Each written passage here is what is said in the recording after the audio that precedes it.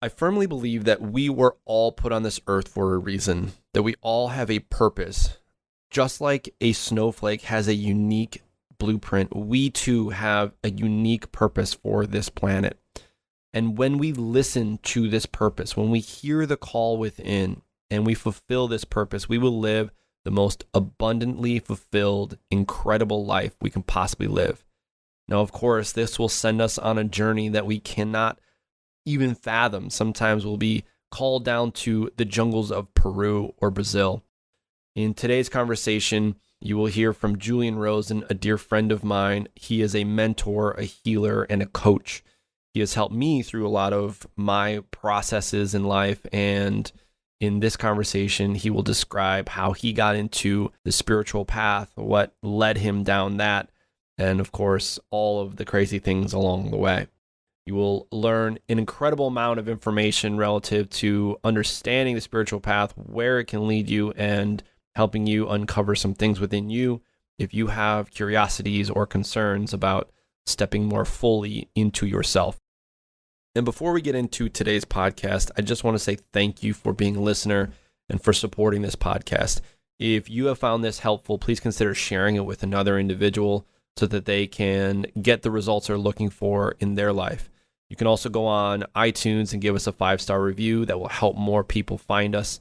And of course, if you are ready to step into yourself more fully and commit to yourself, if you're ready to take the call within, then I would highly consider stepping into the Unbreakable Man experience. It is a 3-day breakthrough retreat that helps you rip through all the mindsets that stop you from getting the results and the freedom you want in your work, relationships, and life. This is a rite of passage. Without a shadow of a doubt, I consider this an initiatory rite of passage so that you can be the man you want to be. In it, you will uncover your purpose, you will unlock your potential, and you will fully step into your power. You will come out the other side knowing that you went full in. It is without a doubt a challenge. I will challenge you mentally, physically, and emotionally, but it will be the greatest challenge of your life. All of the men who have gone through it have sent me incredible messages of how life-changing it was for them and how they are now showing up in the world, in their life, as the man they want to be. They are getting the results they want in their work. They're getting the money they want. They're getting the sex they want. They're getting the relationships they want. In fact, we have one guy moving across the country to LA to be the actor because that's what he wanted to be. He wanted to be that individual. So there is a lot of things that we are all holding within us as men, and this 3-day rite of passage will help you unlock and unleash your potential so that you can live up to every result that you want in this life. It is our fullest intention to get you to that place. And of course, I always guarantee it. If you found nothing of value from that program, then I will give you all your money back and I will pay for your flight. Again, I'm fully invested in this program, and I know exactly what I can do for you and what you can get out of it. So if you feel called to take the challenge, then step in, click the link in the description, and apply. We only have a few spots left for July 7th through the 9th, and then after that, you'll see when the next one's coming up, because we might be changing some things up for you guys. So enjoy today's episode, and of course, click the link in the description, and as always, stay unbreakable. What is up, beautiful humans? This is Dr. Dave Cahotis. I am on a mission to forge strong, heart-centered, and purpose-driven men. And this podcast is here to help you stop managing your problems and start breaking free of stress, limiting beliefs, and excuses that stop you from executing at your fullest potential, living with passion, and being the man you want to be. So let's go.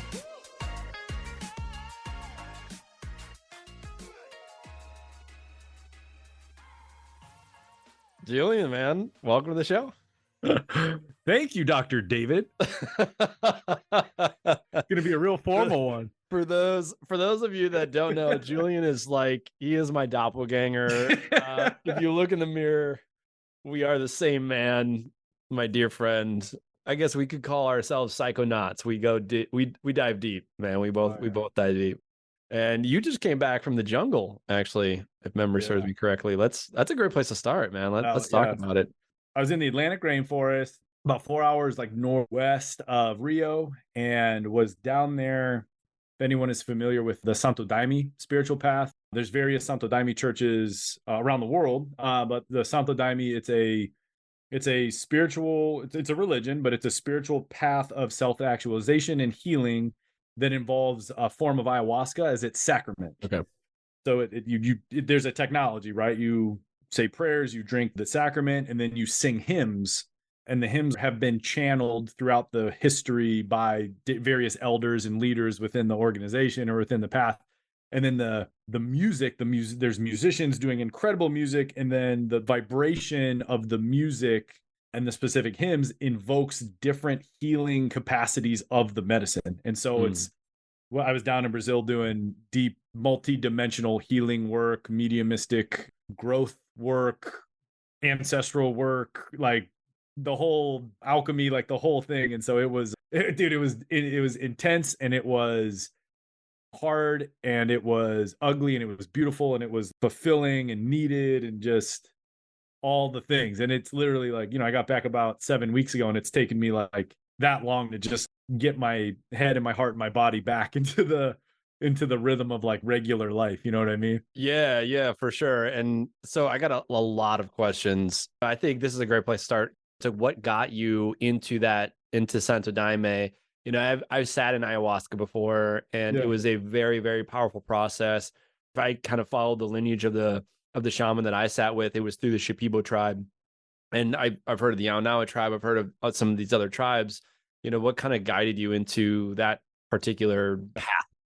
It's like, how when you look back, you can kind of see the divine breadcrumbs being dropped, like in retrospect. But at the time, a former client of mine, she was living in Houston, and she was like, hey, if there's this thing that I'm a part, so she's been, they call them daimistas. She's been a daimista for 20 years. She's like, based on the work you do and the content you create, I think you would really resonate with this spiritual path.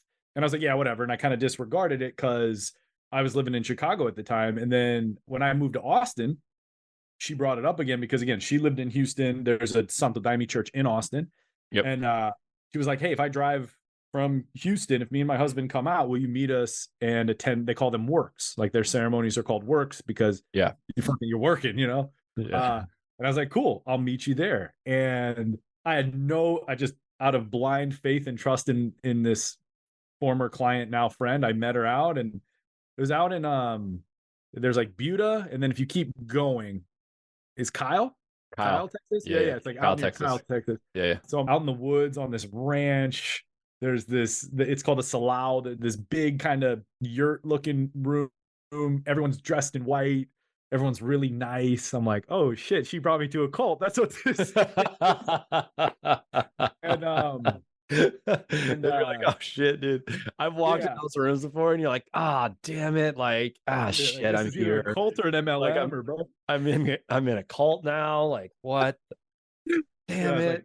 Like, call my wife. I'm like, bye, babe. I'm in a cult now. But I was like, okay, that's just my lack of understanding, my ignorance, my, whatever. It was just my ego projecting. And so, but I was like, again, I deeply trust this person. Let's go with it. They have works called concentrations, which is you drink daime and you sing some hymns, and then for about an hour you just go inward in silence. So it's like this like meditation. It is my belief, and it is I think you may echo this. When you consume entheogenic substances, right, like psilocybin or ayahuasca, you're not just consuming a chemical compound that messes with your chemical compounds and you have a hallucinogenic experience, right? Like the way I see it is there's a divine consciousness in that substance. Yeah. Right. And when you consume it, you're consenting. You're saying, yes, please, divine consciousness, come into my consciousness and teach me and clean me and heal me. Mm-hmm. When I sat with the daime, and this was in 2019, it was like, dude, here it is. Here's who you are. Here's kind of the path you're going to take. Yeah. And it kind of showed me moments where like the divine has always been with me. You know what I mean? Stuff like that. Yeah. I was like, okay, for whatever reason, I kind of feel like my path is merging with this path. And so I want to say this. I'm not an official initiate. I'm not a daimista. Like I haven't taken the vow.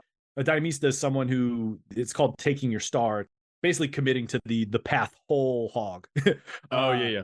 And so I'm not an initiate in the path. It's just been a big part of my spiritual development. And everywhere I go, there tends to be daime around. And like the opportunity to do daime work and study with my mentor and teacher, his name's Jonathan Goldman, kind of came into my awareness about a year and a half ago to go to Brazil. And I said, yes, like it was like you know how like when you know, Yeah.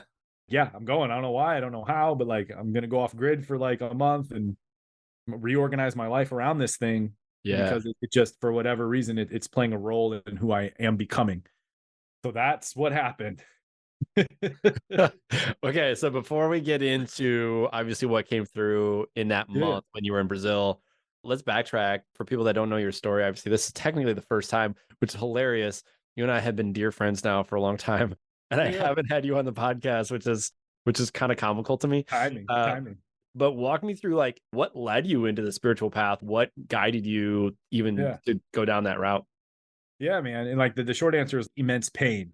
You know what I mean? Yeah, Like immense yeah. pain that my greatest attempt by my analytical mind or my ego mind, like pain that I just could not alleviate. Growing up, I always had this like sense that like something was there helping me, you know, like but I didn't know what to call it. All the way up until I would say like my late-ish 20s, I really didn't have a spiritual path, or I wouldn't consider myself a spiritual person. But when I was 22, my mom got diagnosed with triple negative breast cancer, which is like the gnarly diagnosis. Mhm. They really don't have a straightforward way to treat it, so they just throw everything at it. You know what I mean? It's like Yeah. cancer treatment's brutal. And so for like almost 14 months, I had to watch my mom kind of die this gruesome death, just like Mhm. being stripped down by these chemicals and these surgeries. And obviously the doctors weren't evil. They were trying to help her, but it was just Yeah. for a son to witness that was like super, dude, it was like a slow wound. Imagine someone pressing a knife into your stomach and just like going like a centimeter a day. You're just like, Yeah. Yeah. and, That's and tough, man. dude, it was brutal. And so eventually she passed away, kind of like the lost boy archetype. I like went and just numbed and distracted. And then I was like, oh, that didn't work, obviously. And then I was like, okay, I'll go achieve and do good career things. And I'm not saying that's bad, but that didn't quench what I was trying to quench. Yeah. So what really brought me to the spiritual path was I read this book, The Power of Awareness by Neville Goddard. I don't know if Okay. you've ever I you ever haven't read. read it, but I've Ooh. read other Neville Goddard books, not Okay. that one. Yeah. There's like this opening line about like everything is light. It's a passage from maybe Romans, or it's a Bible verse, but the way he framed consciousness, the way Mm, he framed consciousness, I was like, oh my God, okay. Yeah, I had always been interested in like quantum physics and like Joe Dispenza's work. For whatever reason, when he was describing his version of consciousness, it kept evoking these images of the quantum field. And a lot of these physicists that have gone all the way into the quantum, they're like, there's an intelligence orchestrating this all that we don't know what it is, but there's an yes. intelligence. It's not just random subatomic energetic potentials appearing and disappearing into, you know, the physical to the non-physical. Like there's an order to it, right? There's this matrix of order to it. And I was like, oh, that's the divine. You know, that's what Neville Goddard, you know, and so just like all these books started to kind of like synchronize into this unified vision of like, okay, God's not this fucking judgy white dude with a beard in the sky. That's not, you know what I mean? Like God is, you know, God is the creator. God is the vibrational field of love that allows consciousness to have its experience of contrast. Like it's everything, right? Yes. So that's when like I really started deepening my meditational practices, really went into that world. And then when I was ready, when my friend invited me to go to sit with Santo Daime, it like slapped it in my face. It was like, yep. You were ready. How many years, if you had to think about like when Yeah. you had that experience to like sitting with an entheogen? Well, here's what I'll say. I had one night, but it had to be like maybe 4 or 5 months after my mom died. So like I was like 23. I had Okay. this one night where I was like in this deep sorrow, like gut, Yeah. you know, and then the mind goes really dark. Like, how do I make this stop? Suicidal ideation comes in. It's like, well, here's an option. And I was like, no. Not that one. I don't want that one. I was like, I don't That's want an option. Thanks though, but no yeah. I was like, thanks. cool. It's good. It's good to know you're there. And then, dude, this like voice, which was not my voice, and it didn't talk. There were no phonetic words, but it moved through me as a vibration. It was, what you're going through is not you. You are experiencing it. It will end. Just keep going. That was the vibe of it. And I was Mm, like, And dude, again, I don't know what it was. I didn't question it. I didn't try to make it come back. I would just received. And and I was like, thank you. You You may got have it, another. Captain. Yeah, I was like, okay, whatever that was. And then just kind of like, went on living my life and forgot about it. So like that was like kind of the first like brush. And then 2016, I really started exploring the principles of manifestation and quantum physics and the kind of the vibrational nature of consciousness and the law of resonance. And then 2018, it kind of took a more spiritual route of like, oh, that's what the great masters have been saying for thousands and thousands of years. And then in 2019 is when, I sat with an entheogen, and then the path came much more shamanic. And by shamanic, I just mean much more like, okay, learning how to walk the bridge between the two, right? Like walking the Yeah. bridge between the physical and the non-physical, between the etheric and the eternal, right? Like kind of got into spiritual stuff in 2016. 2018 really started to give a framework to it. And then 2019 sat just like that meme you kept sending me. Which we won't tell the listeners about. We could go there, man. We could talk about it. Was so the meme he's describing is like, this meme that when you think you're gonna have this spiritual awakening, it's all love and light. And it's this picture of a guy that is just like consuming himself cock first. That is the picture. And it is basically what it feels like to go through a spiritual awakening when you're like, what in actual fuck is happening? Like you are like, it's like things are rattling out of you and you're like, I have no idea what to do with this. Am I in psychosis? Question mark. What is happening? Where's all my spirit guides? You're just getting troubled by like your own material. You're just like, no. Where's the love and light? And that's just it, man. Like when you start cracking open and you realize, and your story is very similar to mine in that there was deep sorrow, deep pain. There was something needed to be changed. I was in that place, same, where it was like suicide ideations of like, yeah, you could hang yourself from the rafters right here and like have your family find you. I was like, yeah, but I just don't want to do that. Like, I just didn't want to bring the trauma onto my daughter. Right. She was very little at the time. So I was like, let me go a different path. And I heard this from a comedian. It's like meditation is like a gateway drug. I started meditating and I just like started to keep going. I had a massive Kundalini rise, which for anybody that has never had a Kundalini rise, basically there is secretion at the base of your sacrum, which is the base of your spine, and it is in the cerebral spinal fluid. And what happens is it goes all the way up to your brain, and you have what is called a Kundalini rise. What that feels like is a massive powerful orgasm and for me, it was like 3 hours. I couldn't function. I was like on the ground and everybody's like, that sounds amazing. And then it's like your entire world falls apart after that. It was like the most outrageous thing. But here's the thing. When you start, this is what's funny it falls apart to reorganize. To reorganize. That's what I was just about to say that. Okay. The point of any spiritual awakening is that what we are doing is that we are this ego that's trying to run and control our reality when the truth is we are not in control of the reality. We are letting go of the control and we are learning to do that.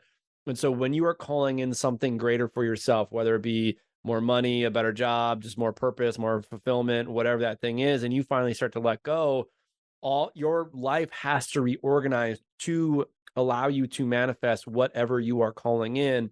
And for me, there was so much that needed to just be shedded. My business fell apart. Psychologically, I was just a mess. I was in depression. My beard like grew out about 12 inches. I was this wreck of a man, but I needed to go through that in order to rebuild myself to do what I now do, which is hold space for men that are also going on their path. Your story is very, very common. It's like when there is darkness, you have to find something that's going to get you through that.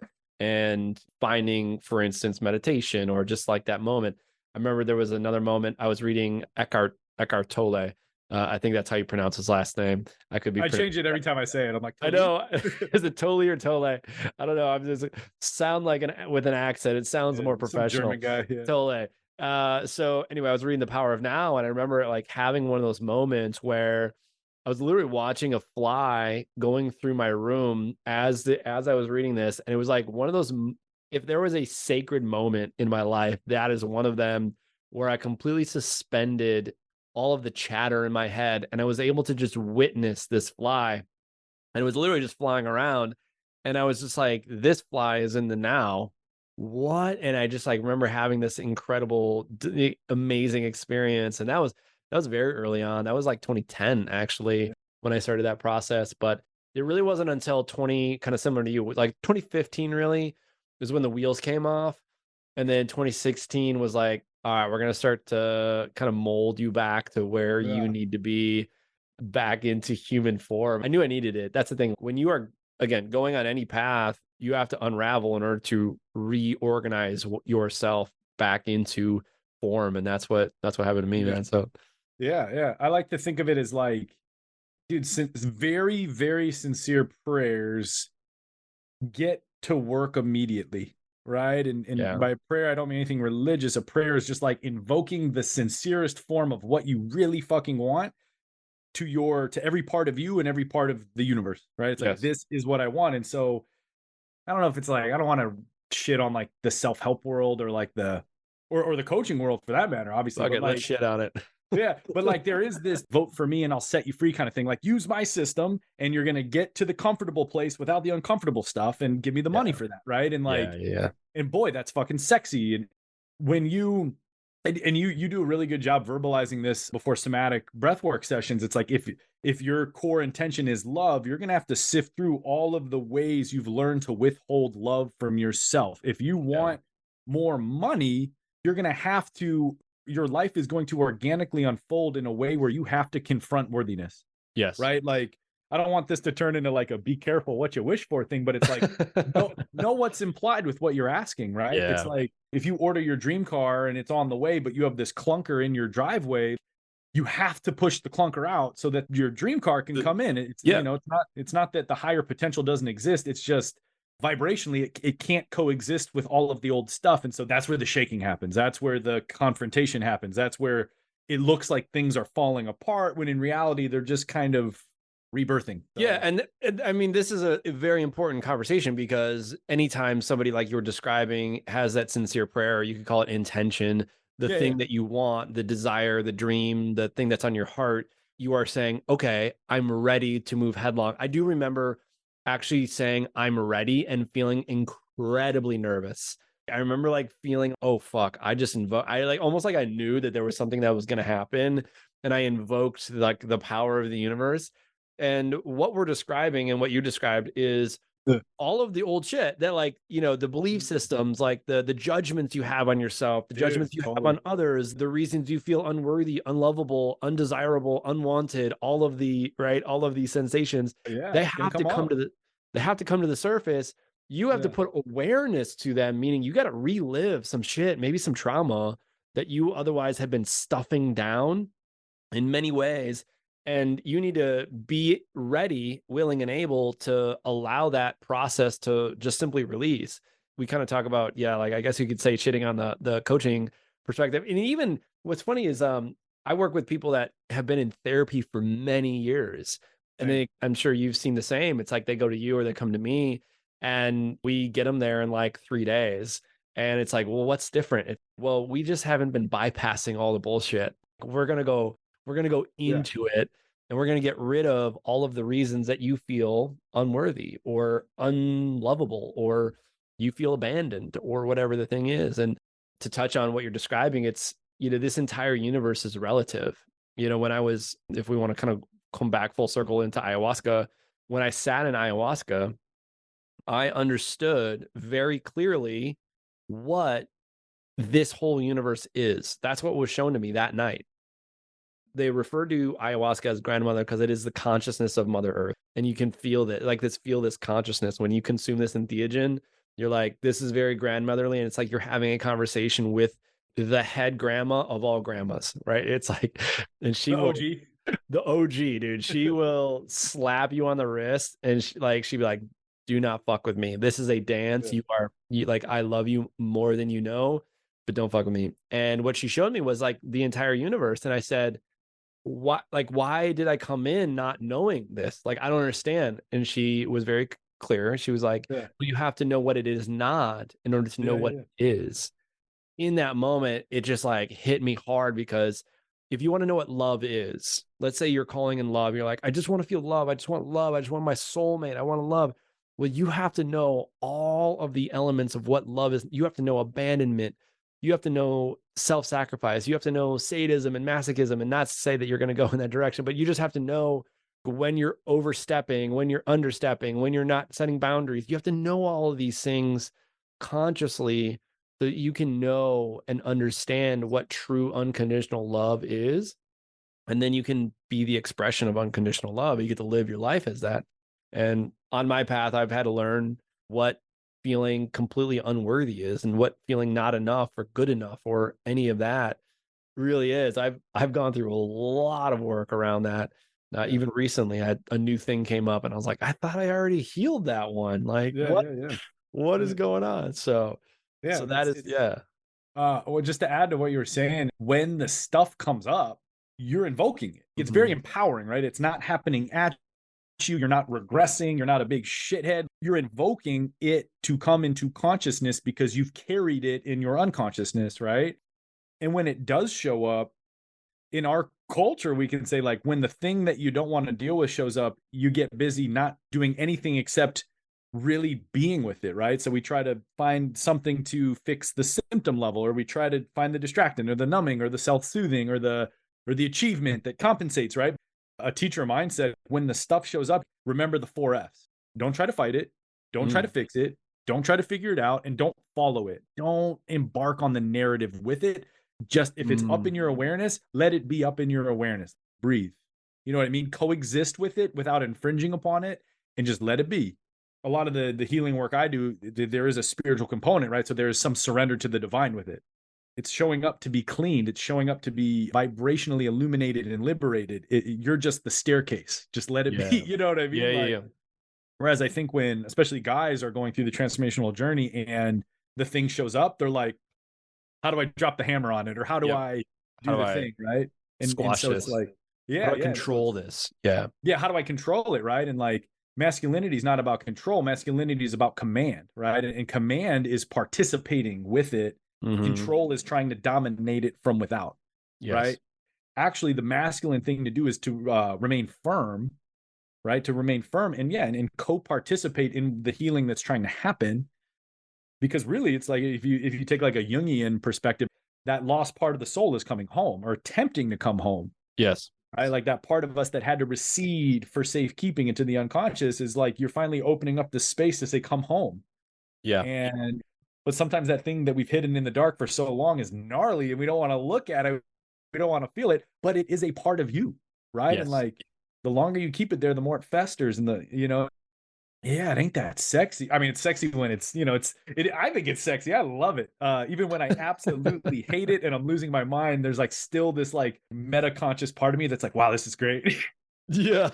I'm Yeah. like, oh wow, I'm depressed. Wow, this is great. I'm in the same boat, man. I'm in the same boat, dude. I was doing some deep work today. There was something coming forward for me and a sensation. There's something brand new coming out, and I'm developing this new program, and I know it's going to be incredible, but like anytime you're birthing anything new, all of the shadow parts of you have to come forward. And there was this part of me that didn't feel valuable. It just didn't feel like, and I was like, all right, let's bring it forward. And it was this very interesting. I always like, and you mentioned don't follow it. Maybe you can help me understand the nuance of this. But when I say like I ask questions Yeah, yeah, and I kind of like what yeah, like I kind of follow it, but maybe that's a different terminology of following. And what I mean by follow is like I go into it. I'm like, all right, there's some yeah, darkness. I need to go into it.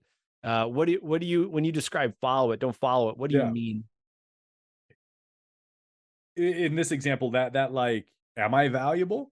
Right? Like follow it, it would be like it's kind of like it does like a here kitty kitty. It's like it basically you play out the mental loop. You're like, oh man, what if I'm not valuable? And then you kind of follow this stream of thought. Oh, yes. But it sounds like what you're doing is the participating with it. You're like, okay, I'm not here to dominate you away.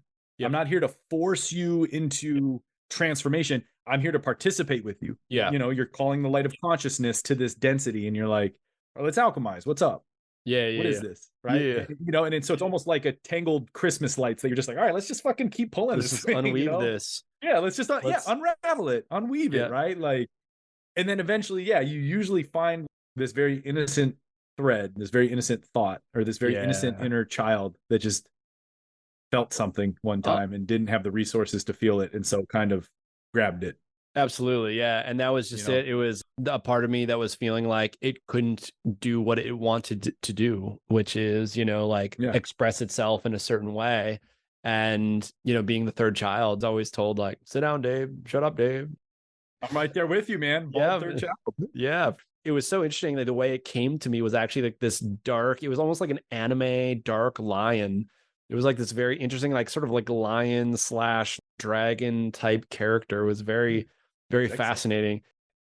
By the way, if this is like your first episode and you're listening to, like, there's a ton of episodes where we talk about how to go into the work. In fact, I think our last episode we talk about how to dive into this stuff, because a lot of times people think like, what the fuck? Like you're summoning this darkness from you. Is that a demon? It's like, Yeah. well, I guess you could call it that. It's like this part of you that you just need to heal.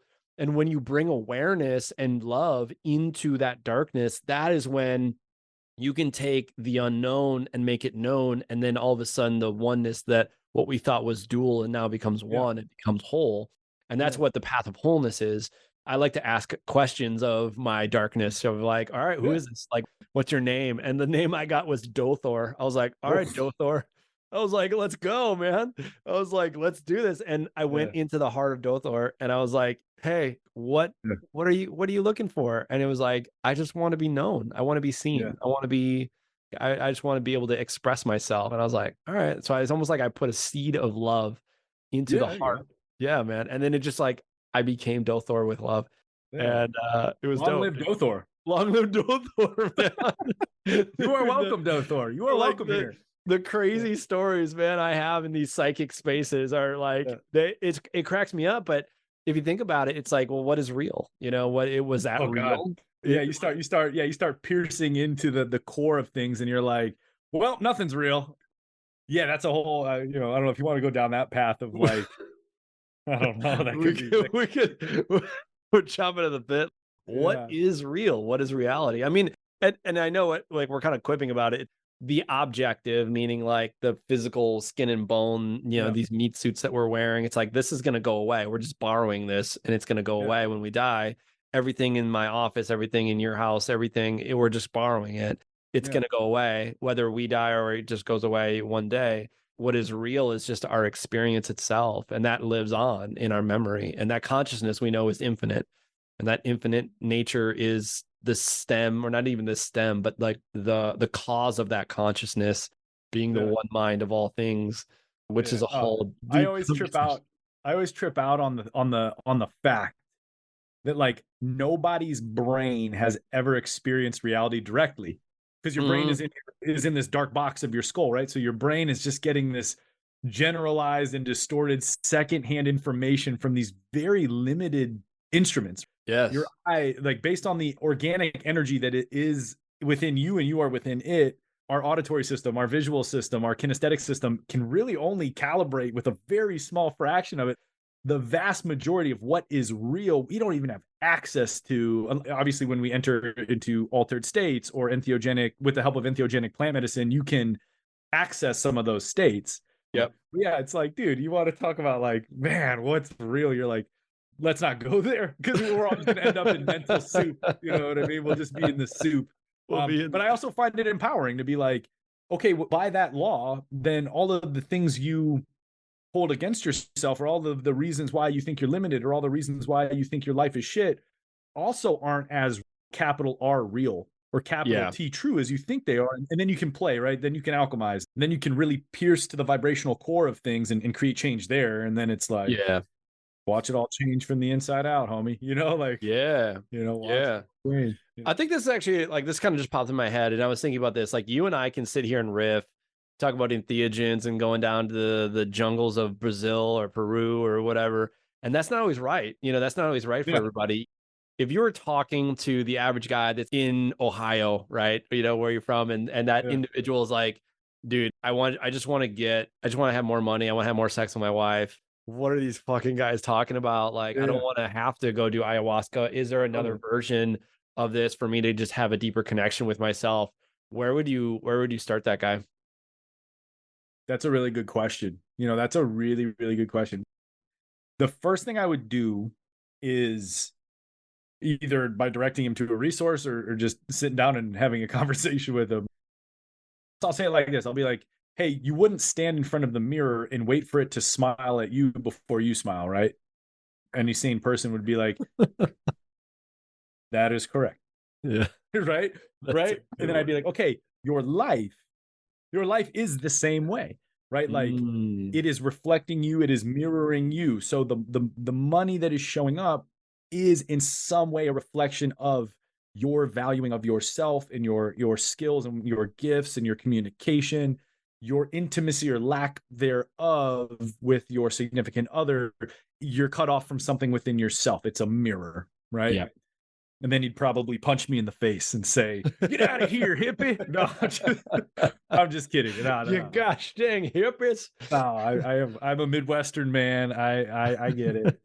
But really, I would be like, dude, the only way you're gonna find out for yourself is in the non-stimulated times, the non-reactionary times. And so Yeah. that means you have to carve out moments of stillness for yourself, journaling, reading, meditating. Those three things are like these non-stimulating times where our most of us, our thoughts are very incoherent. Like Yeah. if you could see them energetically, they're very like jagged, like taka, taka, taka, right? Yeah. And so insight, intuition, access to higher realms of information can't pierce through the murkiness. Yeah. So that's why, like, when we create stillness, we start to have insights, right? We start to have these downloads. We start to be like, oh, that's what I was unconsciously doing that was actually pushing my wife away when I thought I was trying to make it better. I was actually making it worse because I was projecting brokenness onto her. Yikes. That would make any woman dry as the desert. That makes sense. It's like, but again, if you're just constantly in this stimulated reactive mode, everything is going to maintain the illusion that you are a meat suit and the world is this dangerous thing that you have to enact your will upon. And it's not a collaboration, it's a fight. Yeah. And just carving out moments of stillness, like phone free time, walking in nature, like super basic, simple things to allow some more light to get in. Yeah. And I would second that. It's the ability to stop and allow just space. And what I mean by space, the space between the stimulus and reaction, space when a thought comes in, when your wife says, "Did you clean the garage yet?" And all you want to do is just fucking run your head through a wall. And you're like, what the fuck? And you realize, wait, what in me, like if you give yourself space, what in me is raging right now? Where do I not feel loved? Why am I experiencing this?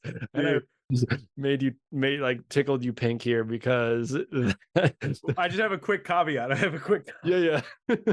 But back before my personal development journey started, I had 2 guinea pigs and I was like cleaning their cage and like the bottom of it dropped out and just like guinea pig shit went everywhere. And I just drove my fist into this drywall. I was just like, "Ah!"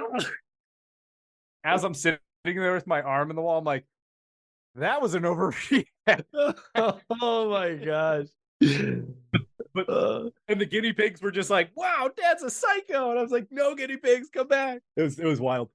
I'll send you pictures of me and my guinea pigs. I was a weirdo. Oh my God. Is that back in the day when you had hair? Oh yeah. Yeah, I had a lot more hair and a lot less tattoos back then. Dude, that's dope. I mean, I used to have hair too. Now you and I just look exactly alike. Deliciously bald men. That is who we are. That is deliciously infinite bald men. Dude, I didn't mean to cut off your flow though, but like, no, I mean, like, this between the stimulus and the response. Let's be honest, like when you and I get together, you and I will go like deep into what is the nature of reality, and all of a sudden we'll start quoting Seinfeld or some bullshit. Like we are all over the map. Now, the other thing, and the reason I wanted to like kind of bring up what are the most simple actions is that like going as deep as you and I have gone, like, is not always the direction no, everyone has to go. They don't have to go down in the jungles of Peru or Brazil and sit in ayahuasca. Like they don't have to go into some weird hippie cult place. Like I love Alan Watts and Ram Dass. Like I like those 2 guys, right? They're from like this, the like the 70s. Like that's when they really started speaking and lecturing, the 70s and 80s. And they both say the exact same thing. They're like, you could go to climb to the top of the mountain in Tibet and meditate for 20 years. You can go down into the jungle and do every entheogen possible. Eventually you're going to come to a place where you realize you're already it. As you are right now with how much money you're making and how much you're how much sex you're having and how much hair you have. Like you truly are eternally, always have been, always will be, even after your meat suit expires. You're already truly at the core what it is you're looking for. And I used to think that was a Hallmark card bullshit. Like, no, I'm not. But I've gone deep into the jungle and I was like, damn, I could have saved a lot of time and money by just believing that person who was smarter than me. But dude, one of the reasons we came to Earth as spiritual beings, like you said, we gave ourselves amnesia. Like we completely forgot that we are eternally whole and loved and without sin and without guilt. Like we're already the thing. And then we plunge into this world of forgetting because climbing out is our syllabus. Yes. Right. Climbing. Right. How do you learn to love? You got to go through not love. How do you learn forgiveness? You have to feel hatred and anger. How do you? Yeah. It's the contrast. Right. And that's why we're here. And then whether it's through plant medicine or whether it's through a moment of just walking your dog at sunrise or watching the fly in your room or when you're on your deathbed, you're going to have this moment of, oh, I've been it the whole time. And so, yeah. Obviously it's like, yeah, it's cool and it's exotic to be like, wow, I was just off grid. Like, no, I needed that because I was in a lot of pain. I needed that. Yeah. But you, someone listening to this, you just might need to like put your phone down when you're drinking coffee and just express gratitude for your family. That could be it. Simple is the key. Like, yes, there's a lot of like complex shit out there. Simple is always going to be the winner. It's like that scene in Caddyshack when Bill Murray is like, unga, gunga, gunga, gunga, gunga. Which means on my deathbed I will reach total enlightenment, which is nice. So I got that going for me, which is nice. He's right though. Bill Murray's so right. He's like, right. It's one of my favorite scenes of any movie ever. So gunga, no, gunga, gunga. So good. So Bill Murray and Rodney Dangerfield had it figured out. Man. They had it figured out. The movie is a classic. So going back to what we were talking about, which is you can't know what something is until you know what something is not, right? Like we kind of already mentioned that. Like when I came out of ayahuasca that first time, and my friend David, and I've actually had him on the podcast. You obviously know David as well. He just said, "Now you know," and I was like, "Now I fucking know." Holy shit! But I like had to not know so that I could know. Do you remember the first time you ever ate an avocado? It's such a mundane food. But there's nothing else like it. It's right. Like, there's nothing else like it. Right. But like somebody's trying to explain to you what an avocado is, what it tastes like. And then like it's creamy. It's kind of this and that. And you're like, okay, yeah. Kind of what you were describing is that teacher was like, well, you are already it. And you're like, oh, that's cool. Yeah, that's cool. But you haven't consumed the avocado. That's the exact same analogy. It's like if you never had an avocado, but somebody's trying to explain to you what an avocado is, and you don't go out there and you go find like, no, not to say like you have to go start your own avocado orchard and like pick the fruit and all these things. You just go to the grocery store and grab the fucking avocado. Yeah. But like the point being is like, you can't know what something is until you know it is not. So when you find out what the fucking avocado is and you consume it and you're like, whoa, that is a completely different sensation that I've ever had. Now you know what it is, because before you just didn't know. And it's kind of the same thing with spirituality. You can listen to a podcast all you want, but until you actually do the work to sit on a pillow and meditate for 4 hours one day, because you're like, I'm going to fucking crack this thing open. I'm going to go do it. And I'm not saying that it really requires that. To be honest, it's like 15 minutes a day, just because. I'm like 10, 15 minutes a day. 10, 15 minutes a day, like just we go like deep, 15 minutes a day. But dude, in the beginning, like, cause I'm an overdoer, my core wound was that I was not good enough. So I had to like show everybody how good you were, man. I had to be the most good in every area of my, like I excelled in every area of my life. And if I didn't excel, I'd be like, fuck this. I don't understand. I don't get this. Even getting into spirituality, I was like, I'm going to win spirituality. I'm going to sit on this meditation bench. Like Joe Dispenza talks about, I chose one of, him as one of my teachers, and he would talk about meditating for 2 hours a day. So I'm like, all right, I'm going to wake up at 4 a.m. and I'm going to meditate. I'm going to meditate till 6 a.m. And I would do that. Like, I mean, it got me places. I had major awarenesses and it was like exactly what I needed. But in reality, all it took was 15 minutes a day. That's all it took. Like, just calm me. Yeah, yeah. Another analogy that's coming up to mind, it's like, oh man, you see this very beautiful woman, and your mind is like, wow, I wonder what it would like to be with that beautiful woman. And well, let's say the moon's in the right spot and the right song comes on, and you dance and you impress her and you end up sleeping with her, and you end up realizing you're like, okay, wow, a lot of that was my projection. This is just a sacred human, and we just made friction with our genitals. You know what I mean? Like, Yeah, yeah, yeah. wow. But like, yeah, so I get what you're saying. It's like, yeah, someone listening to this who like maybe is thinking about really taking a deeper dive into the spiritual journey, of course your mind is going to be like, well, it's probably going to require this, and it's probably going to be like this, and it's probably right. And all of those are just remnants of past opinions that are just kind of regurgitating out of your psyche to kind of Yeah. give your ego some sense of comfort, when in reality, dude, it's going to be beautifully simpler than you think it is, beautifully more direct than you think it's going to be, and it's going to be entirely yours, right? Yes. Like totally going to be yours. It's going to be different. Don't let what your mind thinks it might be like get in the way of the sacredness of what's happening. Because that's the Yes. thing. That's the spiritual path will point you right back to where you started from. A It's like hundred the book, percent. The Alchemist, right? The Alchemist. You ever read The Alchemist? Yeah, yeah. Oh, it's a good book. Right? He like starts under the tree, and then he goes to the pyramids, and then like he like goes through all Yep. these trials and tribulations. And spoiler alert, if you plan on reading it, like skip ahead. But he ends up right back at the tree, and he's like talking to God. He's like, what the heck? The treasure's been here the whole time. And God's like, yeah, but at least you got to see the pyramids. Yeah. Like, I love that. I really think that's beautiful. And I'm like, I've had those moments where I'm like, wow, I just did a whole bunch of stuff to just confirm something I intuitively felt in my heart years ago. I Yes. should have just trusted that. Yeah. Yeah. You know? There's so much truth to that. In fact, like thinking back to, there was a moment when I was in college and I was in at the University of Wisconsin. And in this university, there's a hill called Bascom Hill. It's very on the top. There's a bench.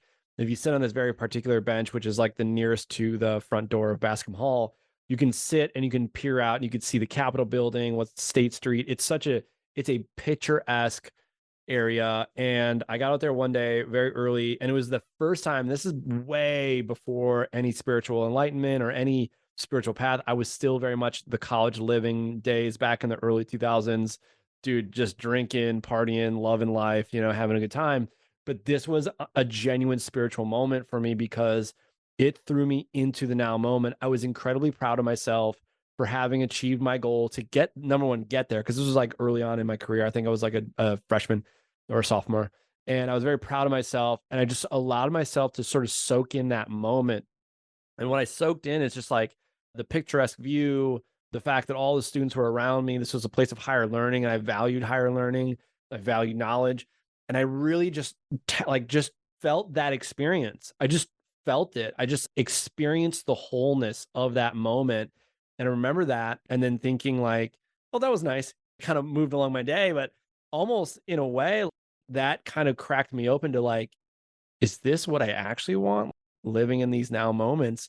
Of course, we get into life and we think, oh, we kind of forget about that. Yeah. But if there is that moment like you were describing, which is the tree for, I think it was it Santiago, where he comes I don't back know to his the name. tree.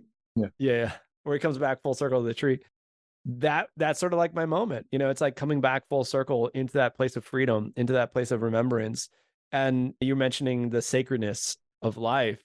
You're like, I really want to be with that girl, but then you get into that place where you just create friction with your genitals with her, and you think like that's what I wanted. Well, Yeah. no, you wanted you wanted the Yeah. experience all along the way. Yeah. And if you can genuinely enjoy, if you're listening to this like right now, just like stop and look around and just like take that in, like just experience that, Yeah. just like be with that, right? Like just be with that. That is the sacredness, because all things are happening here in the now present moment, and you get to be the witness, the observer, the liver of that.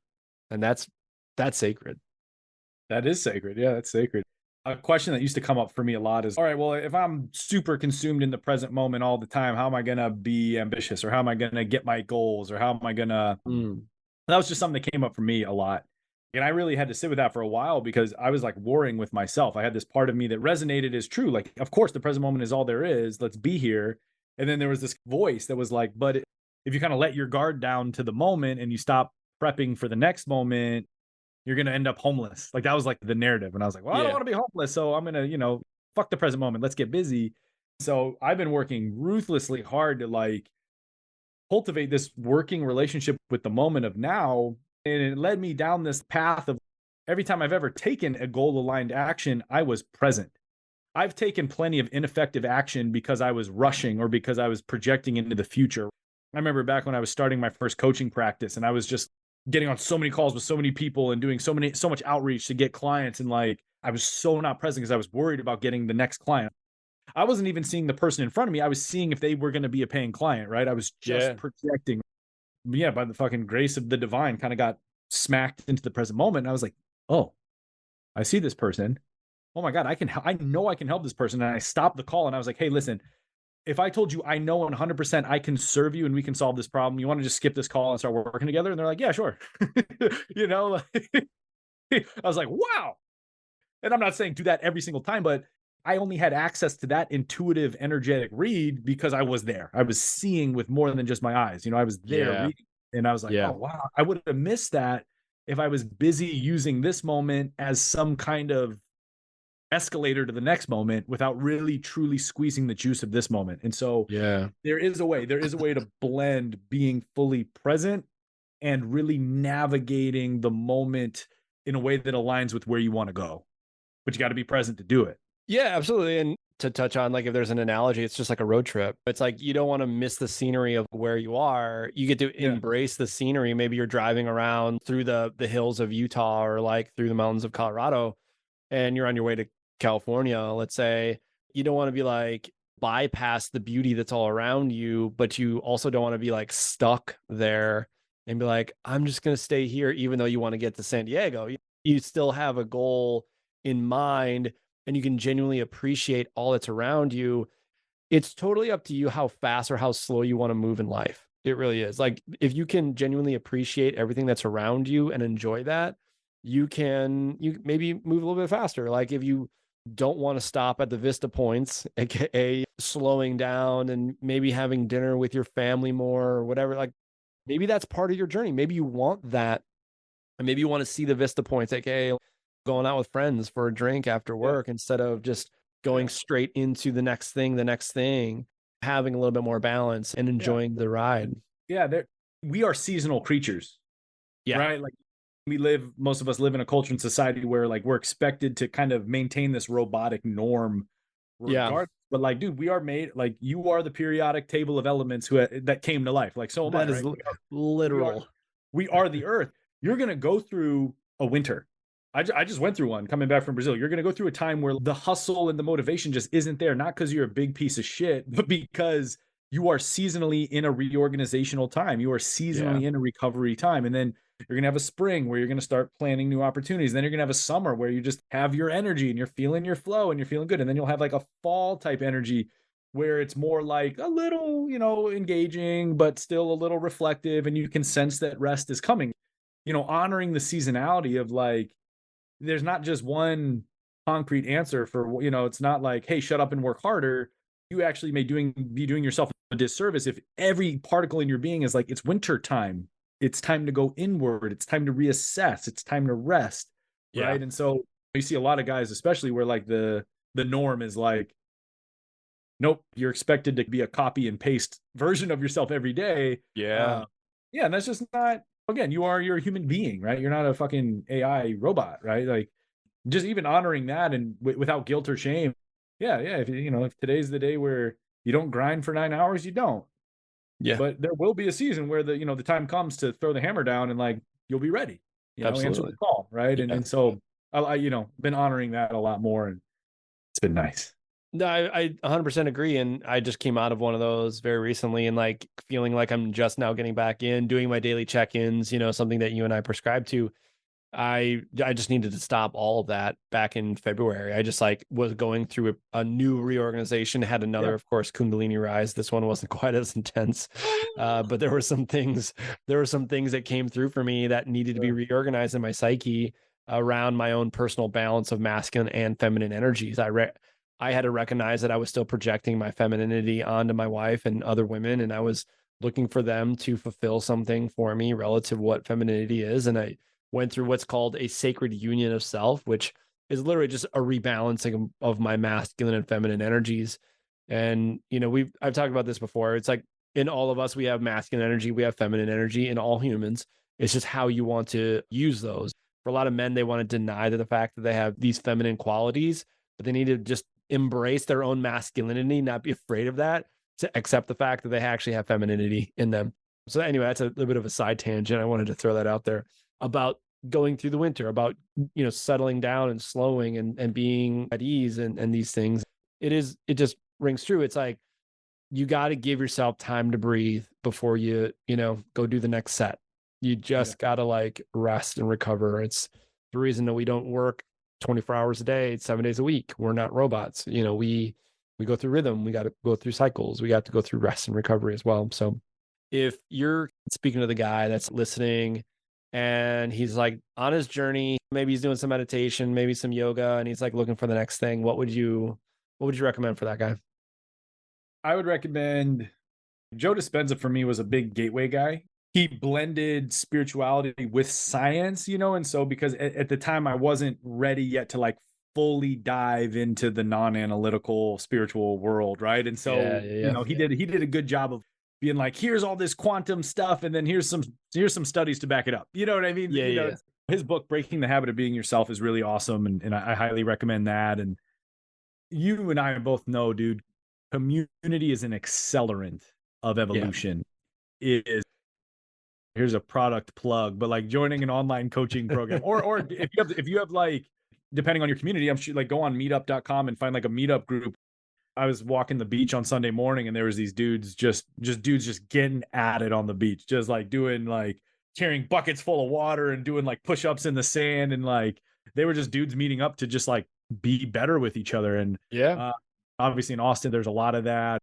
Obviously it's going to vary by community, and community is great because as men, one of the cultural shit bombs we inherited was isolation.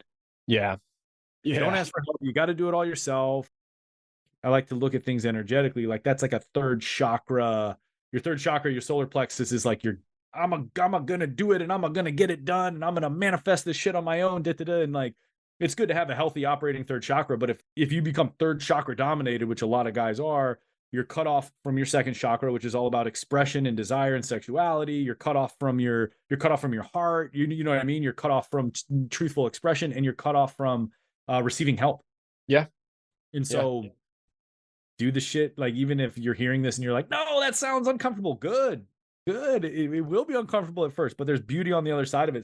Community is everything. And then like the last thing, one of the quickest ways to accelerate your growth is to find someone who's a little bit further along. What a mentor, or whether that's a coach, or whether that's some facilitator, or it could just be reading someone's book. It doesn't have to be joining a program. The human interaction piece is like such a big propellant. It really is. And obviously we're talking about like the sort of even the spiritual path, but really what it does is it gives permission, to the individual to achieve whatever it is they're seeking to achieve. Where, for instance, being in the military, it was not normal or not okay for guys to talk about their emotions and release their traumas and do the things that are necessary in order for you to accelerate, in this case, your healing. In the same sense, I actually joined your program, which is SC Plexus. That honestly gave me permission to be both a spiritual man and a successful man. And I needed that because I was like, there was like this weird block in my head. Again, like I was out there trying to be good enough in all things. And I went sort of the spiritual path, letting go and thinking, oh, I need to let go of my desires. And that's sort of like this Eastern philosophy. Like I was suffering because of my desires, so I had to let go of my desires. But man, like those fucking desires to be incredible and be great and build something of meaning and build a big company, they were still there. And I was like doing my best in the spiritual path to like surrender to that. But there was still something missing for me. And then I realized, oh, I can actually be balanced. And that, in fact, was the catalyst for me to actually build the Brotherhood, the Unbreakable Man, and the Brotherhood that we have now. And it was exactly that. It's, you need to have somebody that is on the path in front of you and just like guide you, and to have other individuals around there. I totally agree with you. I mean, obviously, you and I speak the same language. That's why we're friends, let's be honest. We could sit here and laugh at Olive Garden commercials all day, talk about the infinite nature of the breadsticks, and Dude, you know what I miss? What's You know that? what I miss? So for the listeners out there, like I don't know, maybe like once every other month, Dave would just show up at my office with a bag full of sausage meat, with just a freezer bag filled That's of right. just like deer meat, and I would just eat sausage. I'd just heat up pounds and pounds of sausages and eat Dave's sausages. And I was like, wow, this is a great relationship we have going. Like, this is so, I really miss that. If you could just come out to Cali and airdrop some venison sausage on me. I need Dave's meat. I need the meat. That's Man it. meat. Yeah, the man meat. 100%, man. I would bring venison over to, because when you hunt, which is a whole nother conversation. People are like, wait, you're spiritual and you hunt? It's like, well, let's talk about the balance of things. I honor the animal. I consume all of it. I would have more than enough to go around. I would be abundance. I would be in abundance. I'd be in abundance, and I would need to give my meat away. It would be well received by you and all the guys over at the office, which I would love, dude. That would be the best. That would be the best, dude. This has been incredible, man. Is there anything else? If you had your last dying breath, right, and you wanted to give something to the audience, what would that be, man? Man, let me put myself there for a second. Like, Okay. Still handsome, dying. Still handsome. Depending on who you ask. I'm so handsome. I can't die. Oh man, like, and I want to avoid the Hallmark cliche, yeah. But maybe somebody needs that Hallmark cliche. Like, I like it's already within you. Yeah, something along the lines of like, don't stop until you can feel love for yourself, whatever it is you're doing. Yeah, it won't feel like love from the movies or like romantic love. Like it is great to be in total acceptance of yourself. Yeah. Which is something that exists now. Even if you have a gnarly past, even if you've done some gnarly shit, that's fine. That's stuff you've done, right? There may be some responsibility to take. Guilt is a concept. It doesn't have a particle of reality, right? Like shame is a concept. You can't go out in nature and find me a batch of shame and put it under a microscope and be like, oh, there's shame particles. Yeah. It's a psychological construct. And so you can't beat it through action, right? Again, you can take responsibility and redeem certain things through action, but like when it comes to the reasons we don't love ourselves, guilt, shame, unworthiness, or fear. Yeah. Right. Like it's all lack. Yeah. That stuff doesn't have a particle of reality to it. And so if you can just put a pin in it and just find acceptance in yourself, like, dude, love yourself, my friend. Like like everything gets easier for real. Yeah. Yeah. That's a beautiful concept. And it is in fact one of those things. I read a book. The book was entitled Love Yourself Like Your Life Depended on It. It's a very short read. It's really quick. It's similar to one of those concepts. It's already within you. I had to realize that I hated myself, like deep in like meditations and going on the path to really understand that I could surrender that and love myself. I would second that. Just keep going on the path and you'll find the wholeness and the freedom that you seek. It's like a surrendering. I like what you just described though. It's like there's no bag of shame out there. There's no shame particle. Yeah. I've been reading like the Christian mystics lately, and there's this girl named Julian of Norwich. She was the first woman to write in English and not be murdered. Yeah. To wrap up, right? She had like this is when the Black Plague was like 13th century. She gets sick. The survival rate from the plague was 0. This girl dies but comes back, right? So she kind of crosses over and comes back, and she's like, all her DMT is releasing. She's like, I met the divine, and because of her cultural framework, it was Christ, because of she was in medieval Europe, and she's like, Christ was like the nicest dude. She's like, tell me about sin, and he's like, oh my child, sin doesn't have a particle of reality to it. He's like, I don't see sin. Yeah. Sin is you forgetting your true nature. That's all it is. Yeah. And like I was reading that, and like, remember that moment when me and Ian were reading the poetry? Yeah, and man. we were like, whoa! It was like that. It was like one of those moments of like, wow, I can stop beating myself up. Okay, like those moments. So yeah, that's not a particle of reality to it. Not an ounce. That is the nature of sin, and it's that sin does not exist. It's when you forget who you truly are. Yeah, that's all sin is. It's archery, right? It means to miss the mark. It doesn't mean you're a big shitbag. It doesn't mean you're bad. Yeah. You're gonna burn in a place for lifetimes. That's quite the opposite. Yeah, man. No, I mean, I absolutely love that. And this has been a lot of fun. We're definitely going to do this again. This was impromptu. You texted me like 2 hours ago. You're like, yo. I was like, hey, man, we need to I do was this. like, I don't yeah, know. let's- I just like you popped in my head because I'm also missing you because you moved to San Diego and you used to live here in Austin. And so I don't get Julian time nowadays. So now I got to do it on podcasts, which is good. So You know, I miss it. how can the people find you? Instagram, Julian Rosen _. I just think that's the easiest. Or you can come over and we can hang here in San Diego. In San Diego. Come on find over. you in San Diego. Yeah, just look for me. But yeah. I mean, Instagram is just kind of like the hub of content for right now as I plan my next move of like creation stuff. But yeah, dude, that's the deal. That's the deal. I love it, man. Well, reach out to Julian. I will have you on again. Si, senor. All right. We'll see you guys. Thanks for listening to this episode of the Unbreakable Man podcast. If you found this episode valuable, then go ahead and leave a 5-star review explaining how this podcast has helped you so more people can find it. If you want to be a part of the Brotherhood, then click the link in the description below. You can also check out the Unbreakable Man experience if you're ready to face a deeper challenge and change your life for the better in just 3 days. All right, guys. Thanks again for listening. I appreciate you. And as always, stay unbreakable.